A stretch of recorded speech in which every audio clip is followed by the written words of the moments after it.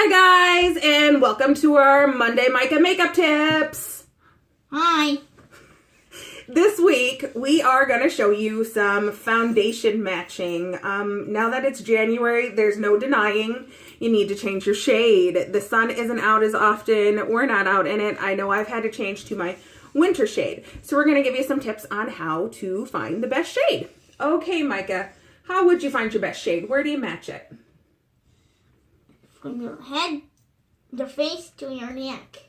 Yes, you do. You want to match your face to your décolleté, not to the back of your arm, like I know some people will tell you, because your arms actually see the sun more often than like here does. So you want this to match, because if you're matching here, you're going to look silly with what's against your chest. So that's what we're matching. What I normally do is I take a few different colors, usually about 3, and I match them right along my jawline to see what kind of blends in the best with what's on my neck here. We have quite a few different options with Mary Kay. As you can see on the back, these are actually my testers. We're going to start with ivory because I know we're in the ivory group. From there, it goes on to beige, which during the summer, I'm actually beige crazy. And then we do have our bronzes. I like to match best with these, and then we can move on to any of our other different foundation products we have. Like we have our CC cream, which is super easy, just gives you 3 options to try from. We have a less coverage, we have mineral, we have cream to powder. We have lots of different options out there, so we definitely can find one that you like. So either get a hold of me or your favorite consultant out there. Hopefully it's me. But on the back, they have a few different colors. They'll go like, here's an ivory 6, and this is an ivory 7. You might think that ivory 7 is going to be a darker shade. Not necessarily. Really, for us, it just triggers the consultant to know what the undertone is.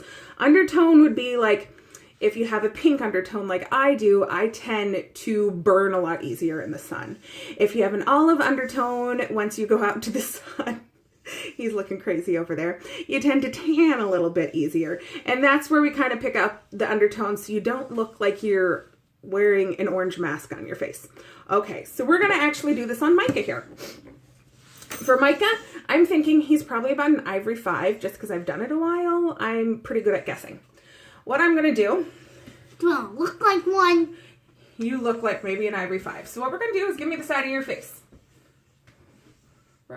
And they're seeing your back. So let's go this way so they can see the side of your face. And I stripe it along the side and see how it just kind of almost blends in there but gets rid of that redness. So I'm honestly thinking this is an ivory 5. Just in case, let me try an ivory 4 next to it. I think this one's going to have a little too much yellow. Actually, your ivory 4 doesn't look too bad. I think maybe he's an ivory number 4. Otherwise, I'd go up to an ivory 7. I think the 6 is going to have a wrong undertone for him. Now that I have him matched actually with an ivory 4, I'm going to show you how I put my foundation on every morning. I call it the flawless face. It makes my skin look airbrushed and like I'm wearing nothing. It's great. Okay, I take just a tiny little dollop of foundation. That's literally like how much I use on my entire face. It doesn't take much at all. Then I get a little bit of my under eye corrector. It's different than our concealer. The under eye corrector corrects like redness and any dark circles you might have. I like it because it does cover up my rosy cheeks. As you can see, I got passed along in the gene pool. And then I always put my primer. What I love pool? Gene pool. That means you're my son. You got my skin. Okay. I always put on my primer. It makes my foundation last longer. It also helps because I do have oily skin. The silica in it absorbs my oil throughout the day and keeps my makeup looking fresh, which is great. Then I actually use our mineral foundation brush. It has been my favorite to put it on. I've used a lot less since I've switched over to it. And I just take and dab it like this. Get it on my brush bristles. Okay, now bring me your beautiful face, baby. And then I kind of dot one here, a little up there, and I just buff it.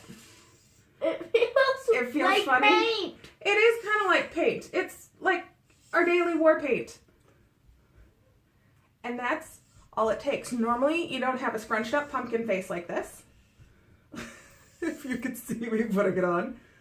But that's what I do. Sometimes, like around my nose. I didn't even see it. That's the point. You're not supposed to. It makes your skin even. Around my nose, I sometimes have to brush it in just a little bit more with my fingertips because I have deeper pores there.